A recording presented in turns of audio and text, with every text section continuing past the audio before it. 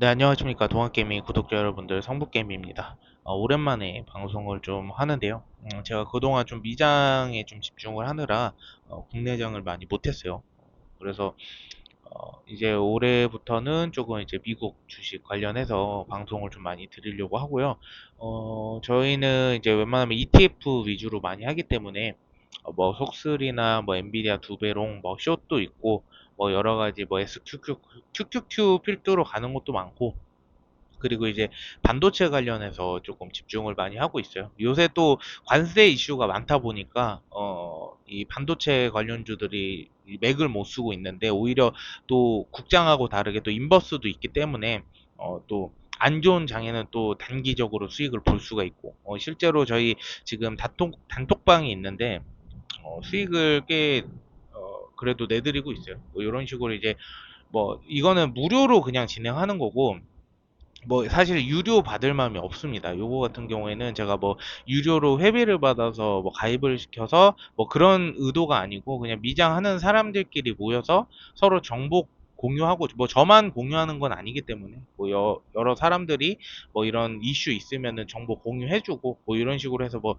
어떤 방향으로 나아가야 또 수익을 볼 수 있을지, 뭐 그런 것들이 또 많아서, 저뿐만 아니라 여기는 이제 그냥 소통방이라고 보시면 돼요. 뭐 무료로 했다가 뭐 유료로 이제 유도해가지고 가입하고 그런 방이 아니라, 그냥 요거 같은 경우에는 이제 모여서 제가 이제 비밀번호를 걸어놨어요. 솔직히 저희 44명이서 굉장히 좀 오랫동안 하긴 했는데, 들어오시고 싶으신 분들은 아래 네이버 폼 있거든요. 네이버 폼 작성해 주시면은 저희가 이제 톡방에 유입을 해드리도록 하겠습니다. 일단 오늘 속슬 방송을 드릴 건데, 우리가 일명 이제 SOXL인데, 이게 디렉시온이라고 이 펀드 회사예요. 펀드 회사, 이제 헤지 펀드 회사인데, 그 여기서 이제 운용하는 운용사고, 이 속셀 같은 경우에는 3배 레버리지입니다. 그래서 잘 운용을 해야지 수익을 또 볼 수가 있고, 잘못 운용하면 마이너스가 커집니다. 그래서 속셀 같은 경우에는 이제 SOXX, 이 추종이거든요. SOXX가 거의 뭐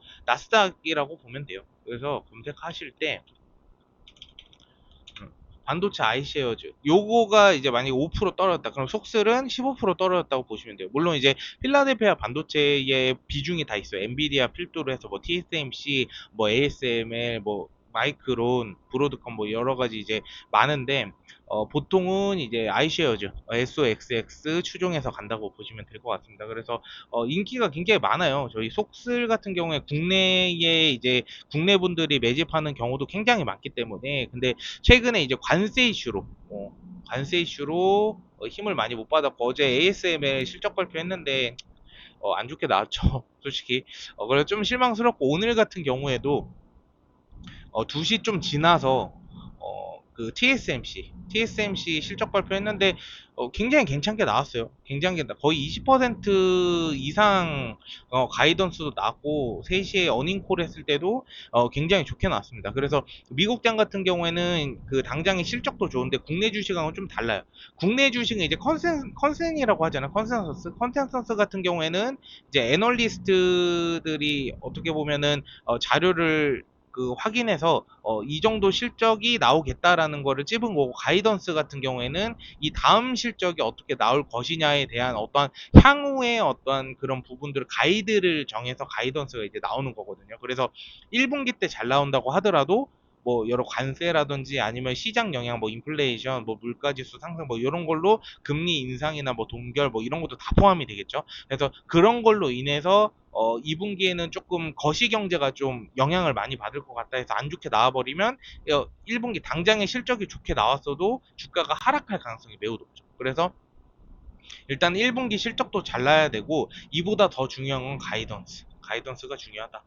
근데 요번에 TSMC 가이던스도 굉장히 나쁘지 않게 나왔거든요. 굉장히 양호한 편으로 나왔어요. 그래도 근데 지금 관세 이슈가 너무 많다 보니까, 사실 이 주식의 어떤 그 차트가 크게 의미 없을 정도로 진짜 관세 거시경제에 따라서 너무 많이 등락폭이 커지는 부분이 있고, 제가 이제 속스를 말씀드리는 이유는, 솔직히 말해서 차트 가지고 설명하시는 분들 대부분은 솔직히 의미가 없다고 생각하시는 분들 많을 거예요. 근데 이제 그럼에도 이제 차트 가지고 말씀드릴 부분이 딱 하나 있어요. 그게 거래량이 유독 유독 많아요. 거래량이 이제 최근 거래량으로 보면 일봉으로 볼게요. 일봉으로 보면 이렇게 상승하고 하락했을 때의 거래량보다 지금 아래에서 매집한 거래량이 진짜 너무 많습니다. 그러니까 요거 같은 경우 관세 이슈 때문에 그런 그 거래량이 급증하면서 그런 것도 있지만 전반적으로 속쓰리 거래량이 굉장히 좋게 나오면서 이 앞으로 어떻게 될지 모르겠지만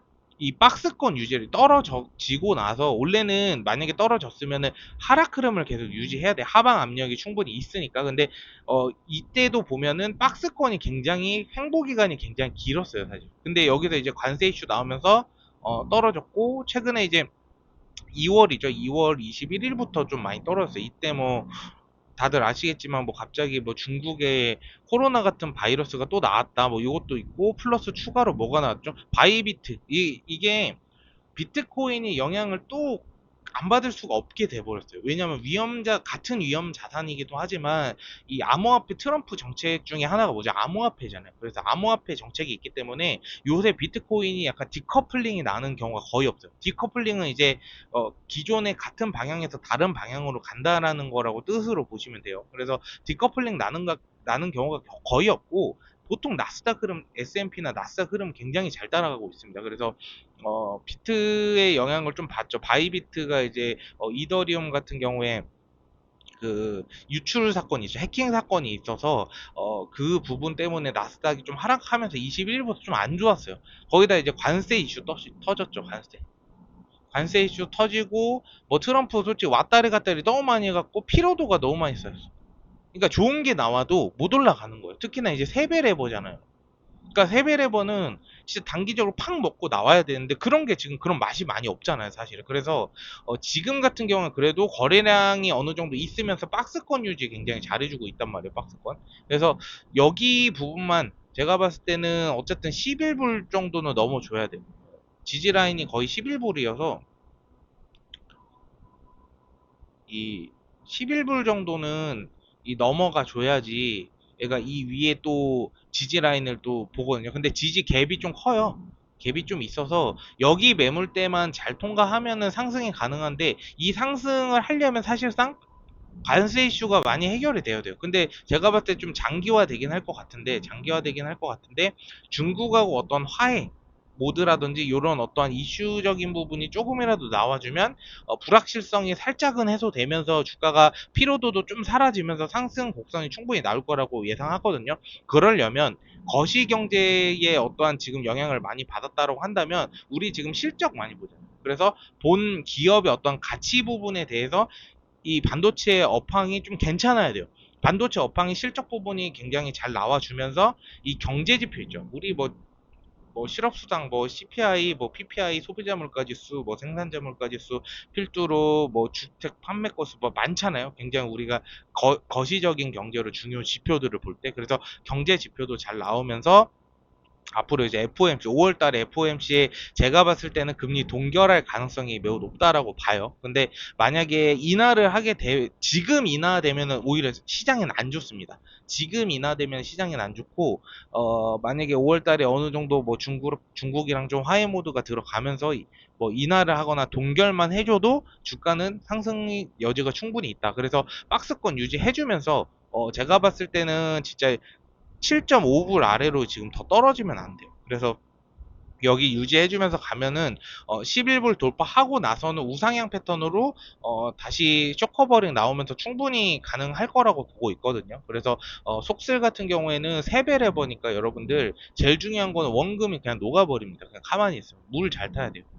그래서 물타기 잘 하시고 몰빵 매수는 절대 하지 마시고 그래서 조금 지켜보면은 적어도 이 주가 관세 때문에 폭락하기 전 단계 20불 정도는 충분히 가능하지 않을까 그러려면 11불 넘어서 15불 2차 어떠한 저항 정도를 돌파해줘야지 20불까지 또 돌파가 가능할 것 같습니다. 그래서 지금 실적들은 양호하게 다 나오고 있어요. ASML이 조금 안 좋게 나왔지만 TSMC가 좋게 나왔기 때문에 TSMC가 여러분들 아시겠지만 파운드리 회사예요. 그래서 엔비디아나 뭐 여러 가지 비중이 어느 정도 있는 회사들 뭐 AMD도 그렇고 충분히 TSMC 실적을 보고 나서도 좀 추측을 해볼 수가 있죠. 어쨌든 AI 쪽으로 또 TSMC가 또 잘 나왔습니다.